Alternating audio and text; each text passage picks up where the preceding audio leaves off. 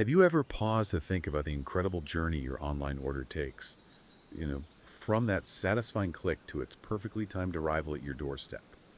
Or maybe even more critically, how is it that your most personal data stays shielded in the vast, often chaotic digital marketplace we all navigate every single day? It's a world buzzing with, well, astonishing complexity, much of it expertly hidden from our view. Welcome, deep divers. Today we're not just scratching the surface, we are truly plunging into that intricate world. The dynamic dance between e-business and the often unsung hero, supply chain management.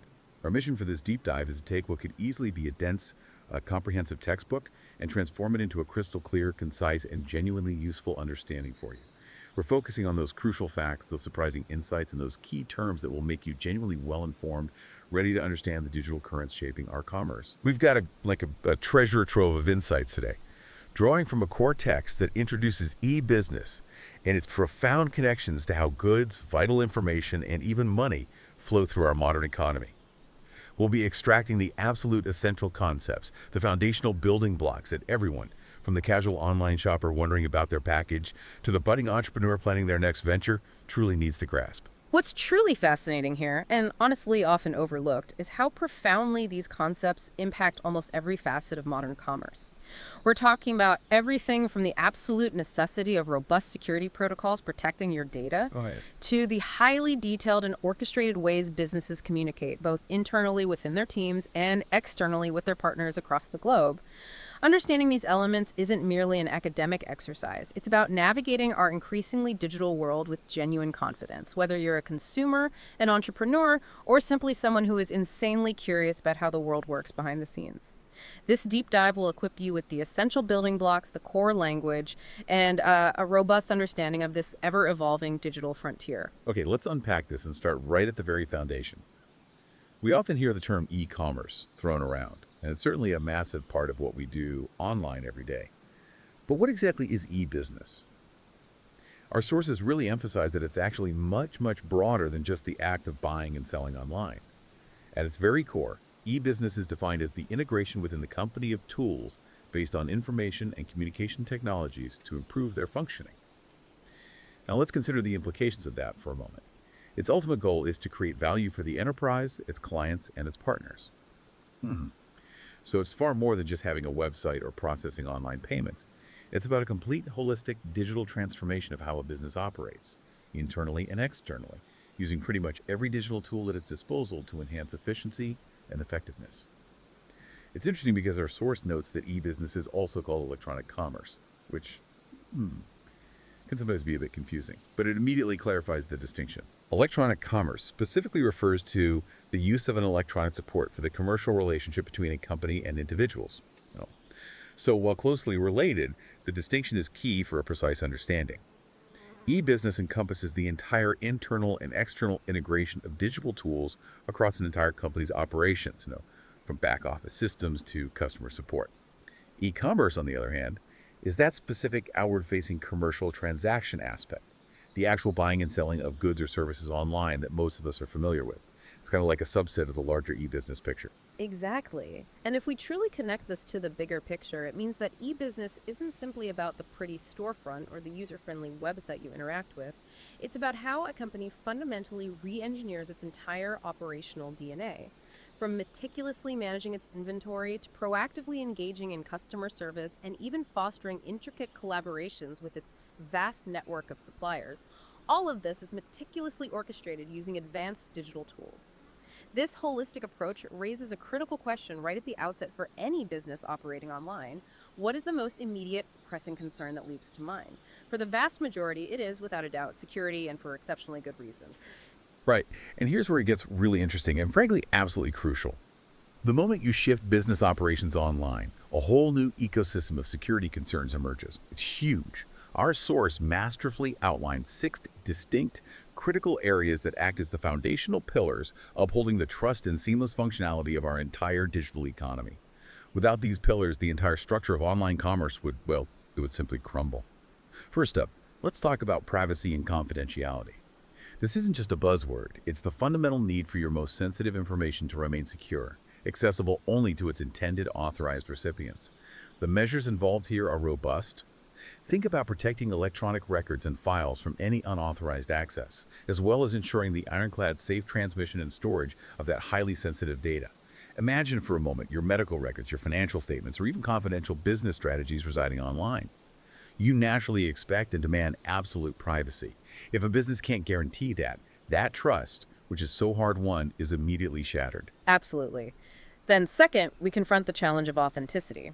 In any digital transaction, both parties, the company and you, the individual, absolutely need a rock-solid assurance that the other is precisely who they claim to be. This is especially vital when you're placing an order, entrusting your payment information, or engaging in sensitive communication. Yeah, you need to know you're really talking to the bank, not some fisher. Exactly. You need to know you're genuinely buying from the legitimate company, not a cleverly disguised imposter. Conversely, the company needs to verify that you are the legitimate cardholder or authorized user. A common, highly effective way to bolster authenticity is by limiting network access to trusted parties, frequently achieved by employing what we call a virtual private network, or VPN technology. VPN. So for anyone wondering, that's virtual private network, a key term. Our sources also delve into specific authentication techniques, which are generally categorized into three distinct buckets. And you encounter these every single day, like you said.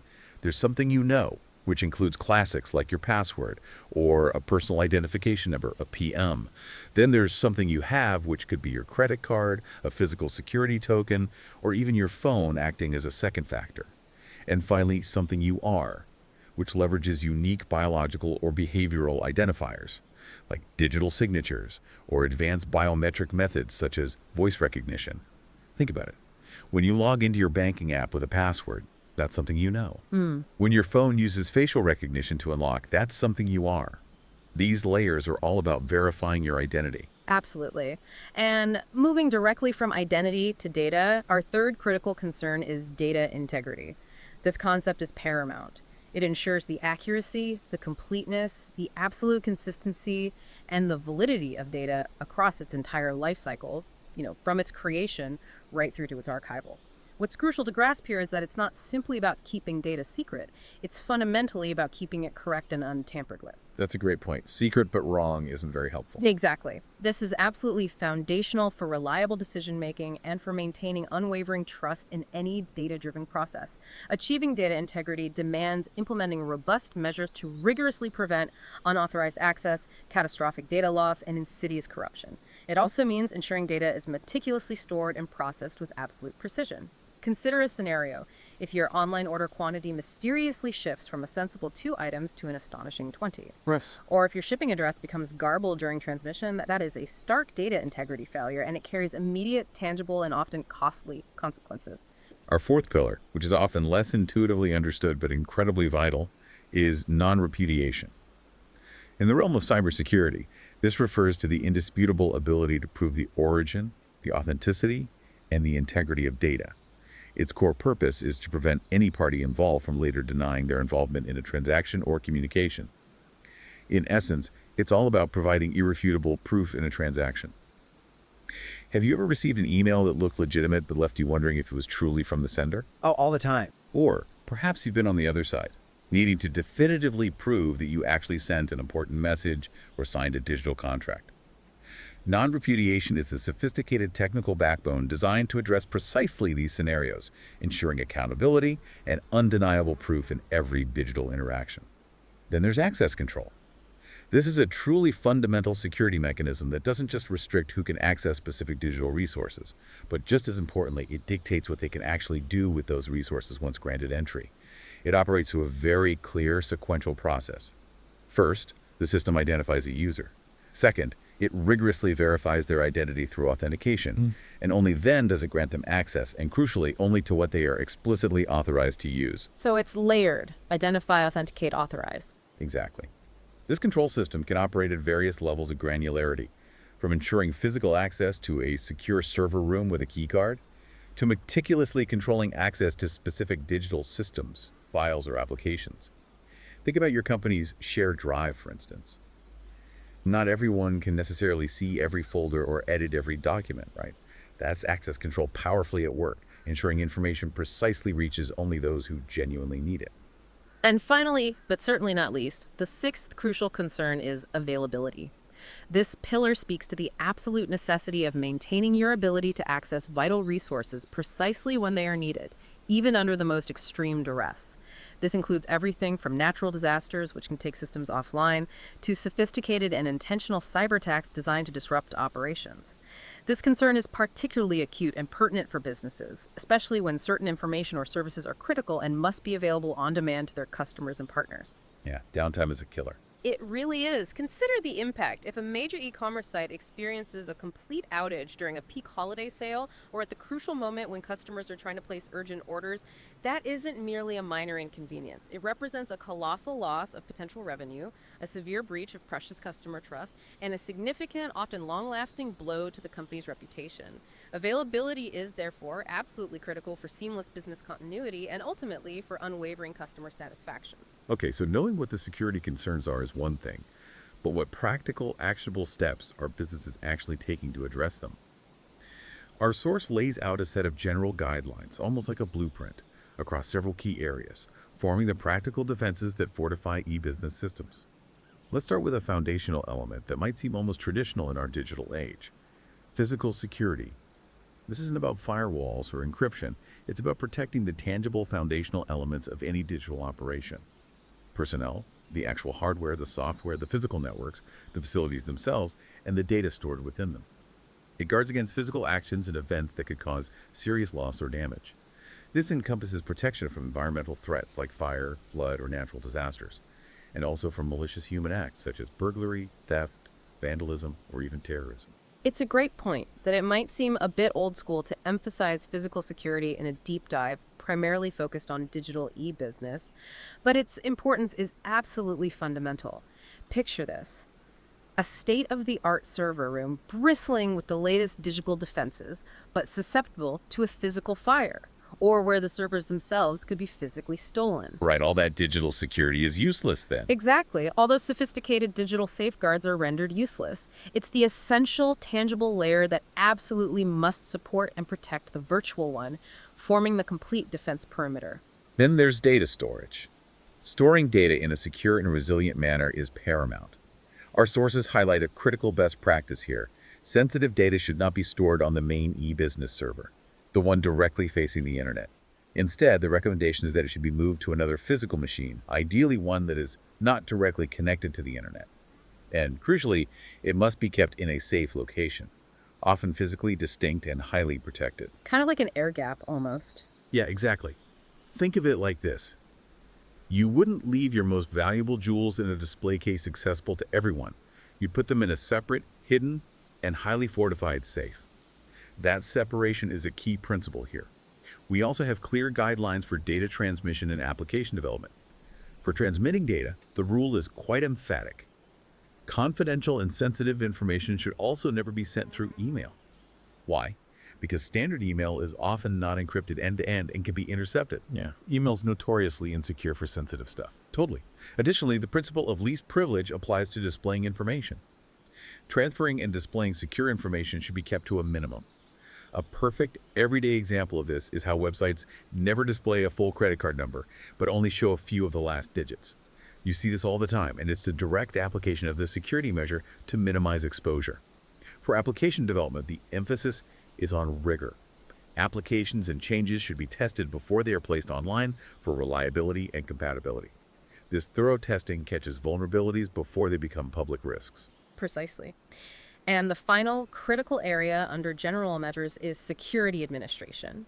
This is the ongoing, vigilant work of maintaining the digital fortress. It involves ensuring that patches and software updates should be applied in a timely manner, a crucial and often overlooked defense against known software vulnerabilities that attackers frequently exploit. Patching. Always important. Always. Beyond reactive patching, administrators are also expected to audit their e-business system and look for any holes in the security measures proactively. Furthermore, in an age where social engineering tactics, like sophisticated phishing attacks, are rampant, it's imperative that staff are not only made aware, but are also rigorously trained to properly deal with sensitive information to protect against unauthorized access that originates from human error.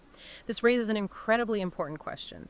Ultimately, a system is only as secure as its weakest link, and unfortunately, that often turns out to be human oversight, a moment of inattention, or simply outdated software. Right, so beyond these general guidelines, businesses employ a whole arsenal of specific tools and technologies that form the concrete security solutions for e-business. Our source quite rightly highlights that the main goals driving the implementation of these solutions are data integrity, strong authentication, and privacy. For access and data integrity solutions, fundamental layers of defense include familiar tools like antivirus software and robust firewalls, along with comprehensive network protection systems that act as impenetrable barriers against unauthorized access attempts. But here's a particularly interesting and more proactive approach our source mentions. Some companies actually set up what they call hotspots or traps. Oh, interesting. Like honeypots. Exactly like honeypots. These aren't meant to protect vital data. They're strategically designed to attract people and are then able to know when someone is trying to hack into that area. It's about intelligence gathering. What's truly fascinating about those hotspots is their proactive nature. It's not merely defensive, it's almost like setting up a digital decoy or a honey trap. By observing and analyzing how potential threats interact with these intentionally vulnerable areas, companies can gain invaluable intelligence. They learn about attacker methods, their tools, and their strategies, which then allows them to strengthen their actual critical defenses more effectively, rather than just waiting to react to a successful breach. It's a smart, strategic use of deception in cybersecurity. Definitely. Now, one of the most critical and widely used solutions is encryption. It's actually a core component of the broader field of cryptography. Remember that. Encryption is part of cryptography. Encryption involves transforming texts or messages into a code which is unreadable to anyone without the proper key. Scrambling the data, essentially. Pretty much. This entire system relies on a clever interplay of keys. There is a key that identifies the data to a certain person or company. Our source specifically explains there are two types of keys involved. One is public and the other is private. The public key is used for encrypting information, making it unreadable, while the private key is then used for decrypting it, returning it to its original readable form. Public key encrypts, private key decrypts. Got it. That's a key point for understanding it. Exactly. This process, while mathematically complex, is relatively easy to implement because there is software that a company can purchase. You experience this protection every day. Every time you see that little padlock icon in your browser's address bar, that's encryption working diligently behind the scenes, ensuring your connection is secure and your data remains unreadable to unintended eyes. Next up, we have a digital certificate. This isn't just a simple file. It's a digital credential that verifies the identity of a device or user and enables encrypted connections. Its purpose is to assure the receiver that a document or communication is authentic. These certificates are so robust that they can even function as a replacement for usernames and passwords by embedding important information within the code itself, simplifying authentication. However, our source points out a significant challenge. Digital certificates are not commonly used because they are confusing for people to implement. Yeah, and this raises an incredibly important, almost philosophical question for the digital age, doesn't it? If a technology is designed to be highly secure, offering significant benefits in authentication and trust, but proves too complex for widespread adoption by the average user, or even by a substantial number of businesses, how do we effectively balance that ideal of ironclad security with the practical imperative of usability? That's the million-dollar question. It's a constant inherent tension in the digital world, and one that developers wrestle with constantly. And finally, a digital signature offers a final way to secure information online. It's more than just a scanned image of a handwritten signature. It's a cryptographic method that creates an undeniable link between a document and its signer. It may be adjusted for reliability after the fact, meaning its integrity can be verified long after it's created. To create a digital signature, you need a combination of cryptography and a message digest. A message digest, what's that exactly? Good question. The message digest is a critical component here. It's used to give the document a unique value, acting as a unique fingerprint for that specific document. Think of it as a tamper-proof stamp that not only absolutely authenticates who signed a digital document, but also irrefutably proves that the document itself hasn't been changed or altered in any way since it was originally signed. So it guarantees authenticity and integrity. Precisely. Okay, now that we've thoroughly covered the what of e-business and the how of securing it, Let's pivot to how businesses actually structure and conduct these electronic relationships. Our source details three primary models, and I guarantee you've likely encountered all of them countless times without necessarily realizing their specific classifications. First up, the business-to-consumer, or B2C model. This is arguably the one most of us are intimately familiar with. It precisely involves selling products and services directly to consumers through digital channels. Amazon, ASOS, the usual suspects. Exactly. The benefits for businesses operating in this model are clear and compelling. They can reach a vastly wider customer base, far beyond their physical location, and offer highly personalized experiences tailored to individual preferences. So, just to lock it in, B2C stands for business to consumer.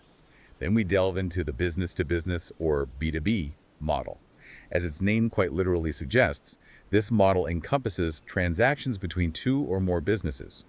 The activities here can be incredibly diverse, ranging from the fundamental buying and selling of raw materials, components, or services between companies, to complex collaborations on joint research and development projects. Right, like manufacturers buying parts from suppliers. Perfect example. What's particularly noteworthy is how central B2B e-business is to modern supply chain management, where it's extensively used to streamline operations and reduce costs across the entire chain. So B2B, as you might guess, stands for business to business. And finally, we have the consumer to consumer, or C2C model. This model fundamentally involves transactions between consumers through third-party platforms. eBay, Craigslist. You got it. Those are excellent and widely recognized examples of C2C e-business, where individuals can readily buy and sell goods and services directly with other consumers. It's remarkable how pervasive these models are. You probably engage with all three without consciously labeling them. When you purchase an item from Amazon, that's a direct B2C interaction. But if you then decide to sell an old gadget or a used book on eBay, that's a classic C2C transaction. C2C stands for consumer to consumer. Okay, moving beyond the initial transaction itself, a crucial question arises. How do all these digital sales actually translate into physical goods moving around the world, from warehouses to your front door? That's precisely where e-logistics and e-fulfillment step in, acting as the critical, sophisticated link between that digital click and the tangible physical delivery. E-logistics is defined as the strategic leveraging of technology to automate and streamline traditional supply chain processes. It represents a fundamental shift, moving operations from often cumbersome paper-based systems to highly efficient digital platforms. Getting rid of the paperwork trail. Exactly. This encompasses absolutely crucial activities like inventory management, warehousing, and delivery. The overarching goals are clear: improving efficiency and reducing costs. Our source emphatically states that e-logistics is crucial for modern businesses, especially those heavily engaged in e-commerce, because it offers key benefits such as real-time visibility into inventory and shipments, faster order processing, and dramatically improved customer service. Closely related and equally vital is e-fulfillment, which is short for e-commerce fulfillment. This is identified as a crucial part of supply chain management that handles the logistics of getting products to customers after they've placed an online order. So the whole pick, pack, and ship process. Precisely. Its activities are comprehensive, covering everything from receiving and storing inventory, processing orders, meticulously picking and packing items, efficiently shipping packages, and thoughtfully managing returns. The importance cannot be overstated. Efficient e-fulfillment is essential for customer satisfaction. And interestingly, for many businesses, this complex operation can be outsourced to third-party logistics, 3PL providers. 3PL. So third-party logistics providers, they handle the back-end stuff. You got it. That's what 3PL stands for. Yeah, and e-fulfillment truly is the high-octane engine that relentlessly drives customer satisfaction in the world of e-commerce. It's not just about the simple act of getting an item from point A to point B. It's about the entire incredibly complex and meticulously choreographed dance of inventory management, careful and accurate picking, precise and protective packing, and timely, predictable shipping. And handling returns, too, which can be tricky. Absolutely. And this all occurs while simultaneously managing customer expectations and handling the inevitable returns gracefully. A single misstep or a significant hiccup in any one of these intricate processes can swiftly and severely erode customer trust, leading to negative reviews and lost future business. So how do companies actually implement all this sophisticated e-logistics and e-fulfillment? The answer, of course, lies in specialized software applications. Software application support in this context involves providing the indispensable technical assistance, maintenance, and upgrades for the software solutions used by businesses to implement and manage their e-logistics processes. These are, in essence, the digital brains meticulously orchestrating the entire physical operation. One key technology specifically highlighted in our source is XML, which is the acronym for Extensible Markup Language. XML, heard of it, but what's its main job here? Good question. XML is primarily used to describe data. It offers a profoundly flexible way to create information formats and electronically share structured data via the public internet, as well as via corporate networks. So remember, XML stands for Extensible Markup Language, and its power lies in its ability to standardize how information is structured and exchanged between different systems. These sophisticated software solutions handle a wide array of representative functions, vital to e-logistics and e-fulfillment. This includes granular tasks such as order entry and management, providing comprehensive logistics services, utilizing complex landed cost engines to calculate the total cost of a product, including all transportation and duties. So the true cost to get it there. Exactly. And supporting integrated customer service suites for efficient and informed customer interactions. Now, it's absolutely crucial to clarify a distinction that often gets muddled. E-logistics and e-commerce are not the same thing. While undeniably intertwined, they represent different aspects. E-commerce is the broader process of buying and selling goods and services online, the storefront, the transaction. E-logistics, on the other hand, focuses on the specific aspects of logistics that support online transactions, such as inventory management, warehousing, and shipping. Right. And this distinction is not just academic, it's absolutely key to understanding operational success. You can certainly launch an e-commerce platform and begin selling online without a highly optimized e-logistics backend. But what often happens then? It directly leads to unhappy customers, missed delivery windows, a flood of complaints, and ultimately a severely damaged brand reputation. So e-commerce is the what? E-logistics is the how it gets to you. Perfectly put. E-logistics is the complex, often invisible, ballet meticulously performed behind that online purchase, the intricate system that ensures the promise made to the customer can actually be fulfilled efficiently, reliably, and consistently, transforming a click into a delivery. Okay, moving from selling products to strategically acquiring goods and services for a company, let's talk about e-procurement. This is essentially the digital backbone that streamlines and optimizes a company's internal purchasing process within its larger supply chain. E-procurement is defined as the strategic process that streamlines the purchasing process within a supply chain by utilizing digital systems to handle requisition, ordering, and payment of goods and services. It's inherently a business-to-business B2B process, as it involves transactions between companies, not individuals. So companies buying from other companies, but digitally. Exactly. Yeah. And crucially, it often operates within a supplier's closed system, accessible only to registered users, unlike general e-commerce platforms that are open to the public. Our sources clearly highlight the strategic objectives for implementing e-procurement.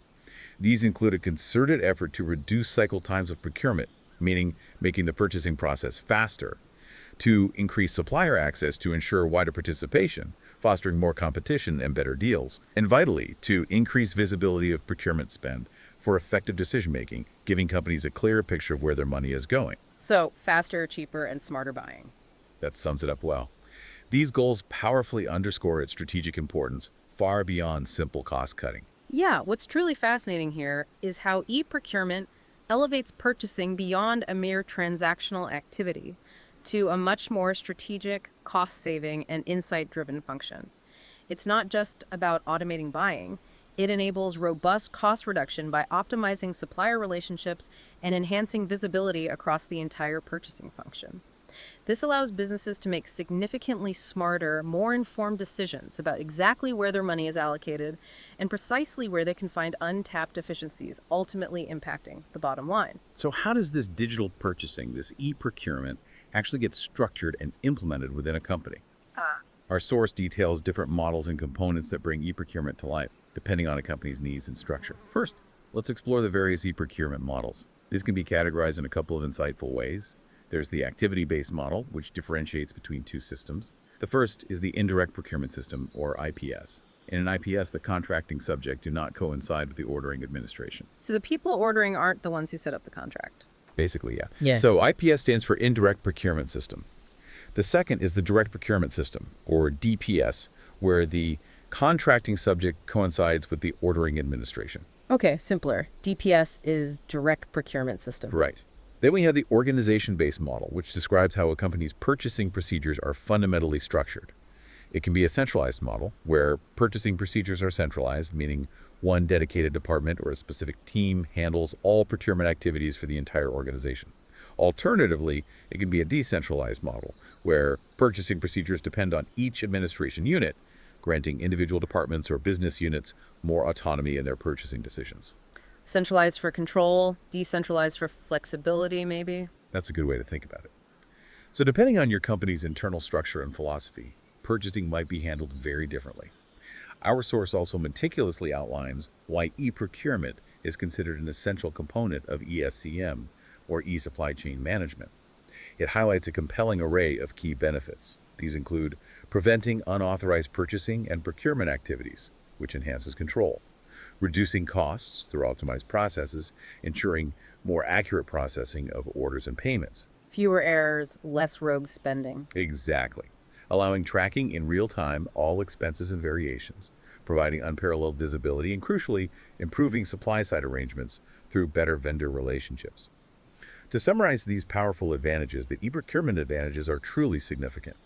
A measurable reducing costs, vastly improved visibility of spend, boosted productivity across the purchasing function, enhanced controls over spending, and the strategic using technology to drive all these critical improvements. This really drives home how, for businesses operating in today's complex supply chains, the granular control and the real-time visibility that e-procurement offers fundamentally transform what was historically an opaque, often manual, and reactive purchasing process into a proactive, strategic advantage.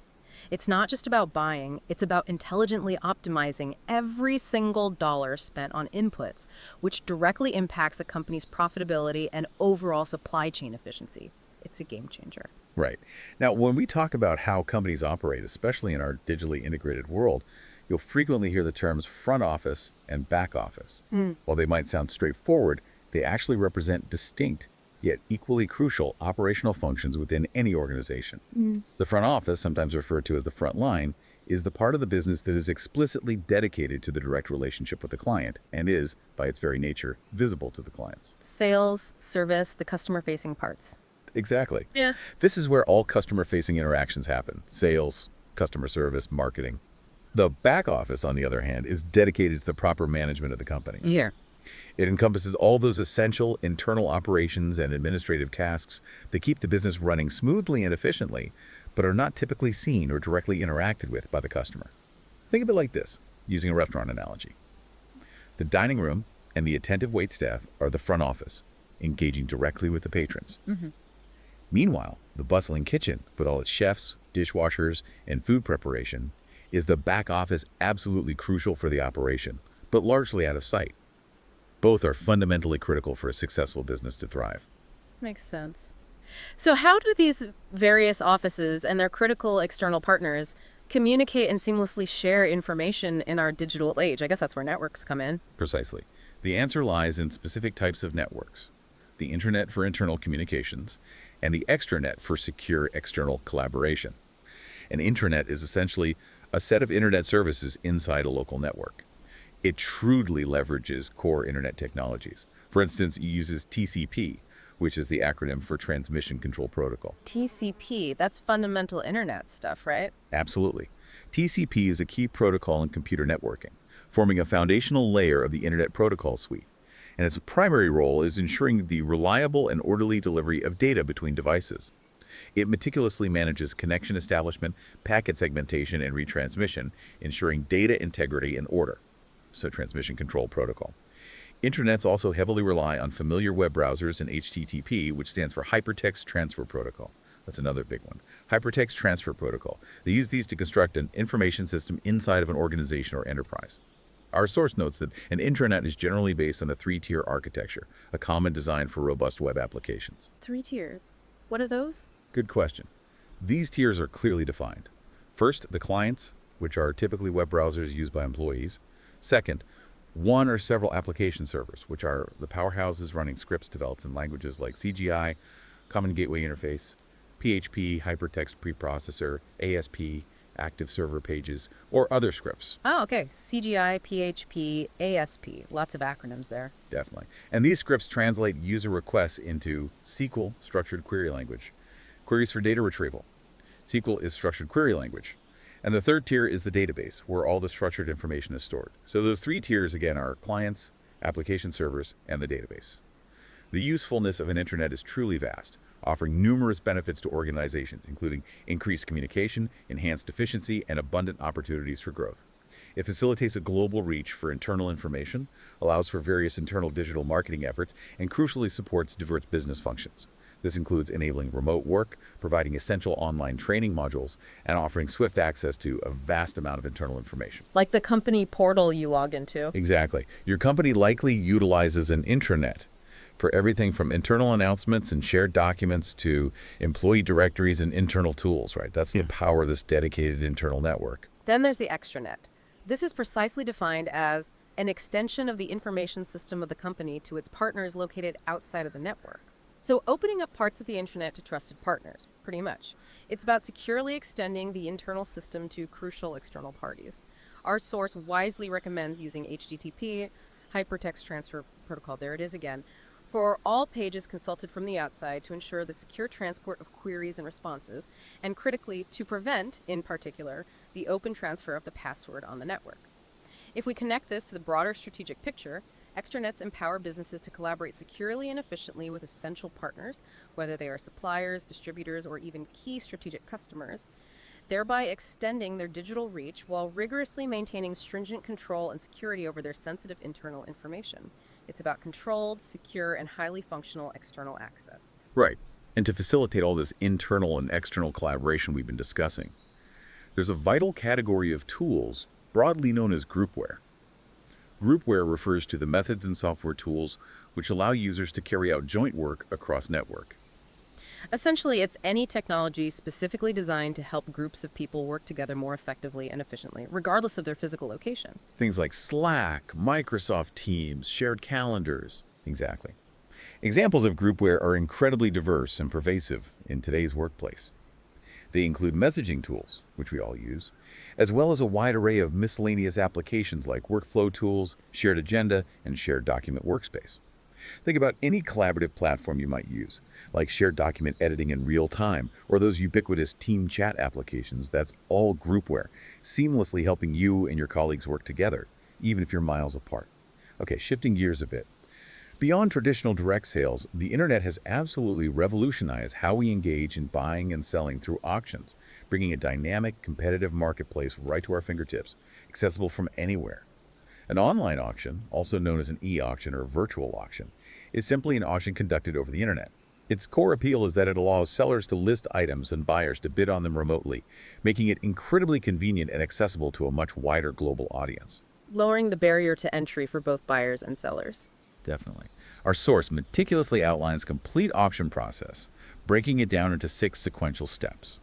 First, initial buyer and seller registration. Second, setting up a particular auction event. Third, scheduling and advertising to attract participants. Fourth, the active bidding phase.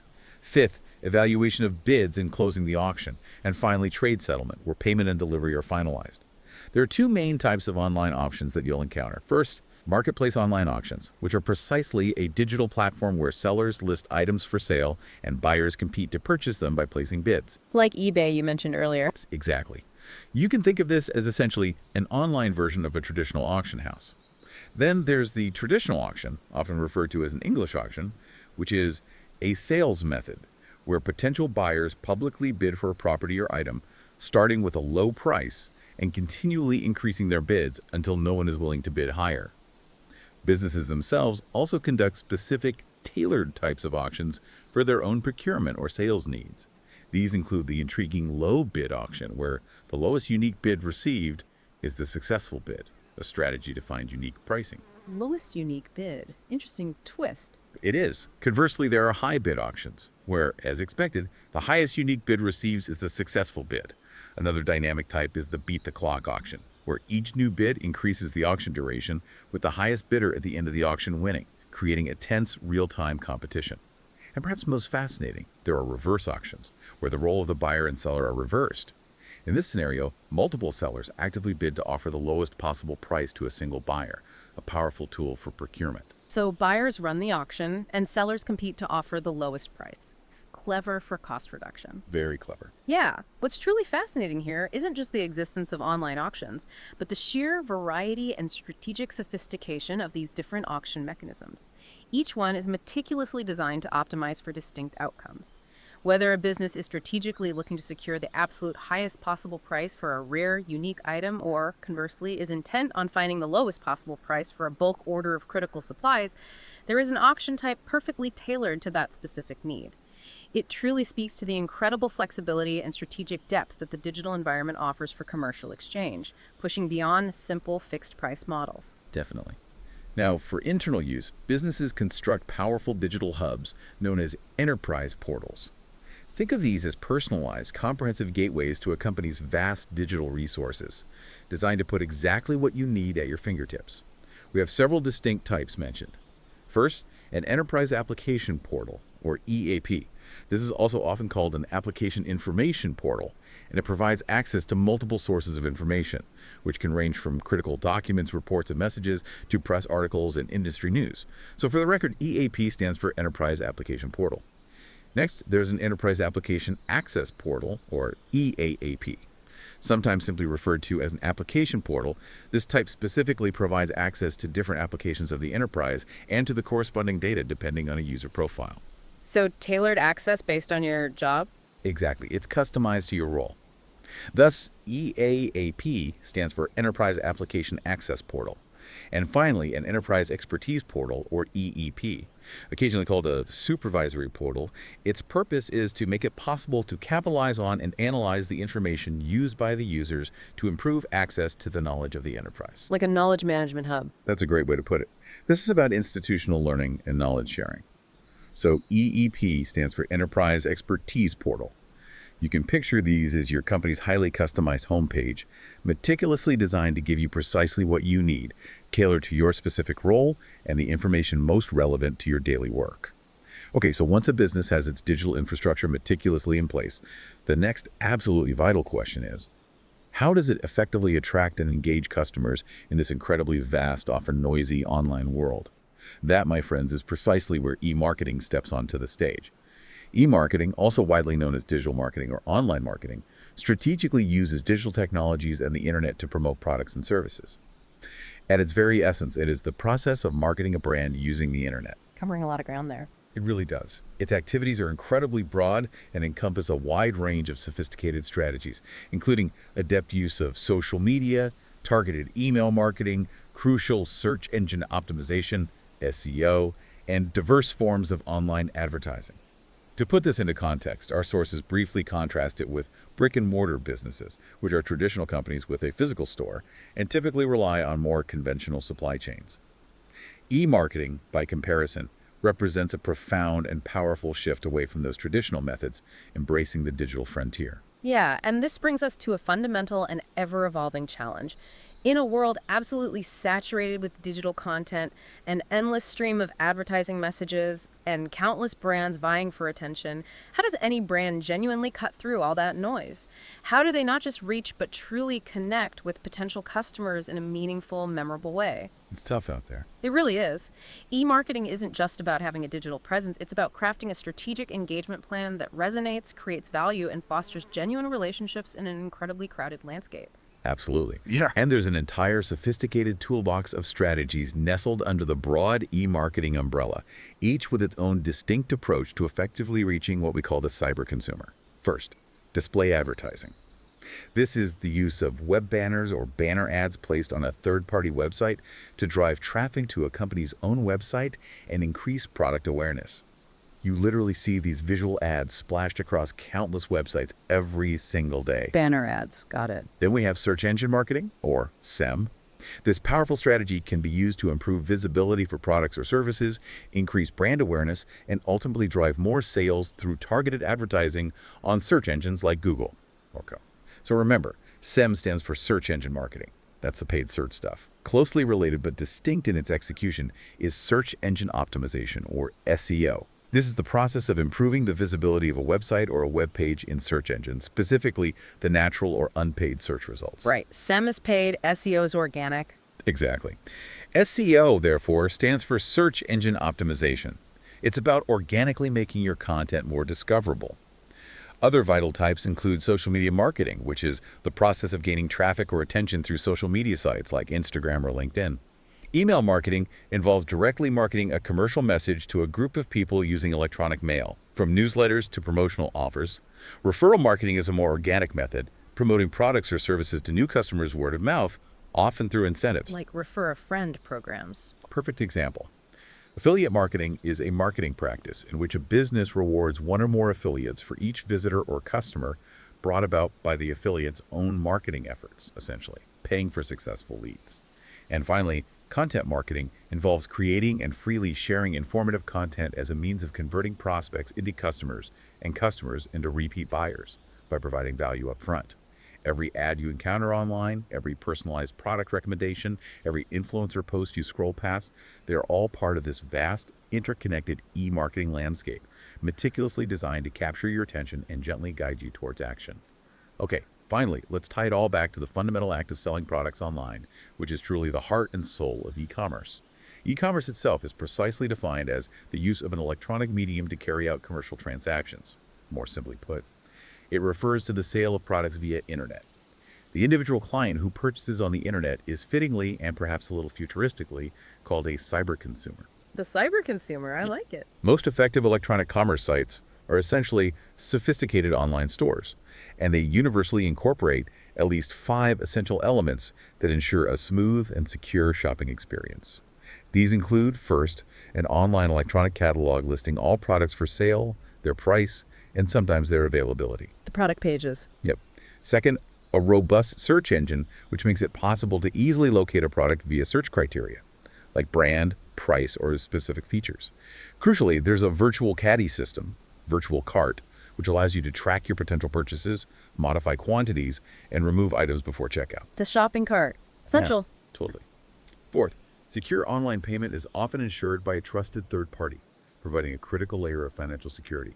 And finally, an order tracking system, which allows tracking of order processing and sometimes provides information on pickup of the package by the shipper, giving you peace of mind about your delivery. You probably use all 5 of these elements without a second thought every time you shop online, yet they are the fundamental building blocks of every single online shopping experience. Okay, moving towards the customer side of things. In our increasingly digital and interconnected world, maintaining strong, meaningful connections with customers is more critical than ever before. This is precisely where customer relationship management, universally known as CRM, enters the picture as a strategic imperative. In the specific context of supply chain management, CRM involves using customer data to optimize supply chain processes and improve customer satisfaction and loyalty. So CRM stands for Customer Relationship Management. Our sources do an excellent job of breaking down the various components of the client relationship, examining it across its entire life cycle, from initial interest to post-purchase support. It all begins with the pre-sale phase, which largely encompasses marketing, consisting in studying the market, the needs of clients, and identifying prospects. Then comes the active sales phase, where Salesforce automation, SSA, consists in providing tools to business to assist them in their prospecting measures, sales meeting management, etc. SFA, Salesforce automation. Tools for the sales team. Exactly, helping sales teams work smarter. After the initial sale, we move into client service management. Here, our source makes a profound observation. Clients love to feel known to and acknowledged by the enterprise and cannot stand having to recount upon every contact. Oh, that's huge. Nobody wants to repeat their story 5 times. Nobody. This powerfully underscores the importance of consistent, informed, and seamless interactions, ensuring a personalized experience rather than frustrating repetition. And finally, the crucial after-sales phase, which consists in providing assistance to the client, in particular through the implementation of call centers and the online provision of technical support information. Call centers are broadly defined as a platform in charge of users. In the specific case of a call center dedicated primarily to technical support, the term support center is generally used, also widely known as a help desk or hotline. Help desk hotline.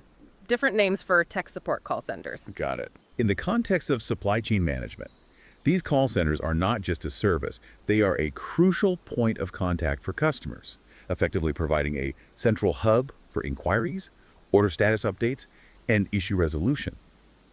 Their functions are incredibly broad, covering order placement and tracking, assisting with inventory management queries, contributing to demand management insights, acting as an extension of sales and marketing, and fundamentally fostering robust relationship building. So they do a lot more than just answer calls. A ton more. To facilitate these complex operations, call centers utilize advanced tools like web callback or call-through features, often integrated via internet through groupware applications. And a key technology here is computer telephony integration, or CTI, which is used to link the phone system of the enterprise to its information system, allowing agents immediate access to customer data when the call comes in. CTI, computer telephony integration, that's how the agent knows who you are. Yeah, and this really brings to the forefront an incredibly important question for businesses today. How can they most effectively leverage technology, specifically CRM and related tools, to make every single customer interaction feel genuinely personal, efficient, and deeply informed, thereby completely avoiding the deeply frustrating experience of customers having to endlessly repeat their story or their information? It's the holy grail of customer service. It really is. Yeah. Effective CRM isn't just about data. It's about meticulously crafting that seamless, informed customer journey that not only builds unwavering loyalty, but also cultivates profound trust in the brand. Absolutely. Now, even with the most meticulously designed systems and processes in place, disruptions and unexpected events are an inevitable part of complex operations. That's precisely where the concept of an incident ticket becomes absolutely vital for managing these unforeseen challenges. An incident ticket is formally defined as a record documenting an unexpected event or disruption that negatively impact the normal flow of goods, information, or service within the supply chain. So, like when something goes wrong, you log it? Exactly. So consider this. If your package is inexplicably delayed, or a critical system responsible for inventory goes unexpectedly down, there isn't just chaos. An incident ticket is immediately generated, meticulously logging the problem, detailing its precise impact, assigning it to the right team, and critically, tracking its resolution process from start to finish. It's the official, structured way to manage and mitigate when things inevitably go wrong. Okay, now let's zoom out considerably from individual incidents to grasp the entire grand tapestry of the supply chain. This is the complex, interconnected web that links everything from the extraction of raw materials to the hands of the final customer. Our source refers to this expansive network as the supply chain concept, encompassing all links of the supply chain. These vital links within the supply chain include fundamental activities like purchasing, ensuring the acquisition of necessary materials, supply, which focuses on getting those materials where they need to be, efficient stock management to optimize inventory levels, transportation, the physical movement of goods, and essential maintenance to keep operations running. A lot of moving parts. Tons.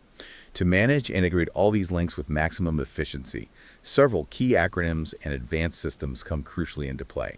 One of the most foundational and comprehensive is ERP, which stands for Enterprise Resource Planning. ERP. Hear that one a lot. What does it cover? ERP plays a crucial role in supply chain management by integrating and streamlining various business processes across the entire organization. This includes diverse functions such as human resources, marketing and sales, financial management, and finance and accounting, among many others, unifying data and processes into one big system, ideally. So, Enterprise Resource Planning. Then there's ECR, or Efficient Consumer Response. This is defined as a collaborative approach focused on improving efficiency and responsiveness to meet consumer demand. ECR, therefore, stands for Efficient Consumer Response, emphasizing speed and adaptability to customer needs. We also have QR, which is the acronym for Quick Response, and JIT, which stands for Just in Time. QR and JIT, about reducing inventory and lead times. Exactly. These are powerful methodologies primarily aimed at meticulously optimizing inventory levels and production schedules to precisely meet customer demand with minimal waste, maximum speed, and virtually no delay. So, quicker response and just in time. Yeah, what's truly fascinating here is not just the individual power of these systems and methodologies, ERP, ECR, QR, JIT, but how they are designed to work together in concert to create an almost seamless, highly efficient flow of goods and information. The ultimate strategic aim across all of them remains consistently the same: to ensure the absolute right product is in the absolute right place at the absolute right time, all while meticulously minimizing costs and simultaneously maximizing customer satisfaction. It's an intricate orchestration. Definitely intricate. And effective supply chain management is not just about connecting points. It actively addresses several major ongoing challenges to continually optimize performance and ensure that flow remains smooth, resilient, and critically cost-effective. First, there's distribution network configuration. This delves into the strategic, high-level decisions regarding the number, location, and network missions of suppliers, distribution centers, warehouses, crosstalks, and customers. So where do you put everything, basically? Pretty much. It's about meticulously designing the optimal physical and logical layout of the entire supply chain infrastructure. Next is distribution strategy, which includes specific delivery schemes such as DSD or direct store delivery. DSD stands for direct store delivery, where goods are delivered straight from the manufacturer or a central warehouse to the retail store. For transportation, it encompasses multimodal options like TOFC, trailer on flat car, and COFC, container on flat car, which combine road and rail transport for efficiency. TOFC and COFC, trailer on flat car and container on flat car, intermodal transport. You got it. It also crucially includes transportation control and the strategic use of 3PL, or third-party logistics. As we discussed earlier, 3PL is the outsourcing of logistics operations to a specialized provider, where that provider handles everything from warehousing, inventory management, order fulfillment, shipping, and returns. So, third-party logistics again. A key, almost philosophical aspect of managing logistics is understanding trade-offs in logistical activities. These refer to the delicate act of balancing competing priorities or factors to make decisions that optimize the overall system. Cost versus speed, for instance. Exactly. A classic everyday example is the choice between FTL, full truckload, versus LTL, less than truckload shipments. Often, a full truckload of a product is ordered to reduce transportation costs because it's more efficient per unit. But this might mean a longer wait until enough product accumulates to fill the truck. So FTL is full truckload and LTL is less than truckload. Sometimes waiting for a full truck to ship is indeed cheaper, but it might mean a longer wait for delivery, and that's a perfect illustration of a logistical trade-off you constantly have to weigh. Then there's information, which is nothing less than the lifeblood of the modern supply chain. This refers to the integration of processes through the supply chain to share valuable information, including critical demand signals, forecasts, and real-time inventory levels. Accurate and timely information is absolutely vital for effective decision-making. Garbage in, garbage out applies here too. Very much so. Inventory management focuses precisely on the quantity and location of inventory, including raw materials, work in process, and finished goods. It's a continuous balancing act. Having enough stock to meet demand without incurring excessive holding costs or risking obsolescence at every single stage of the supply chain. And finally, cash flow involves arranging the payment terms and methodologies for exchanging funds across entities within the supply chain. This crucial element ensures financial smooth sailing, allowing the entire chain to operate without liquidity bottlenecks. Yeah, if we truly connect this to the bigger picture, these aren't isolated challenges that a supply chain manager deals with independently. Instead, they are deeply interconnected variables that demand constant holistic optimization. A strategic decision made in one area, perhaps choosing FTL over LTL to save on transportation costs, will inevitably have ripple effects across inventory levels, lead times, and overall delivery schedules. It's like a domino effect. Exactly. Effective supply chain management is inherently about skillfully navigating and managing these intricate trade-offs to ensure that the entire system not only functions, but thrives, both effectively and cost-efficiently. Right. And to help navigate this immense multifaceted complexity, the world of supply chain management has developed established frameworks and clearly recognized levels of activity. These provide a structured approach to thinking about and managing supply chains. One such foundational framework is the SCORE model, which stands for Supply Chain Operations Reference Model. This SCORE model. Right. This is described as a standardized framework for assessing, communicating, and optimizing supply chain management decisions, and is notably promoted by the Supply Chain Council, a respected global organization. So SCR, remember, is for Supply Chain Operations Reference. Another incredibly important entity in this field is the GSCF, or Global Supply Chain Forum. The GSCF meticulously outlines 8 key activities that are central to effective supply chain management. These include customer relationship management, supplier relationship management, customer service management, demand management, order fulfillment, manufacturing flow management, product development and commercialization, and return management. That's quite a lot. This covers the whole life cycle. GSCF Global Supply Chain Forum. Our sources also categorize supply chain activity levels into 3 distinct tiers, providing a clear hierarchy for decision making. This framework is recognized by leading organizations like APQC, which stands for the American Productivity and Quality Center. APQC, American Productivity and Quality Center. The highest level is the strategic level. This encompasses long-term planning and high-level decisions that shape the entire supply chain process. Big picture, long-term vision. Exactly. It involves defining the company's overall supply chain strategy, setting long-term goals, and making critical decisions that will affect virtually all aspects of the supply chain, from sourcing to distribution, often looking years ahead. Directly below that is the tactical level. This level focuses on short to medium-term decisions that implement the broader strategic plans. These are the plans that essentially bridge the gap between those grand long-term visions and the day-to-day realities of operations, often involving monthly or quarterly planning. And finally, the foundational operational level. This focuses on the day-to-day execution of processes and decisions to keep the supply chain running smoothly. The day-to-day grind, making it happen. Pretty much. This is the ground floor, where inventory is managed, orders are processed, and deliveries are coordinated, the continuous real-time activity that makes everything happen. Yeah, and this raises a particularly important question for organizational design and effectiveness. Truly understanding these distinct, interconnected levels allows organizations to flawlessly align their long-term strategic vision with their daily granular operations. It ensures that every single decision, whether it's a massive company-wide strategic shift or a minor day-to-day operational adjustment, coherently and effectively contributes to the overarching supply chain goals and ultimately to the sustained success of the entire business. It's about ensuring every piece works in harmony. Wow, what an absolutely incredible journey through the digital arteries of modern commerce. We've truly traversed the landscape, from the fundamental definitions of e-business and its absolutely critical security layers to the nuanced models of B2B, B2C, and C2C interactions.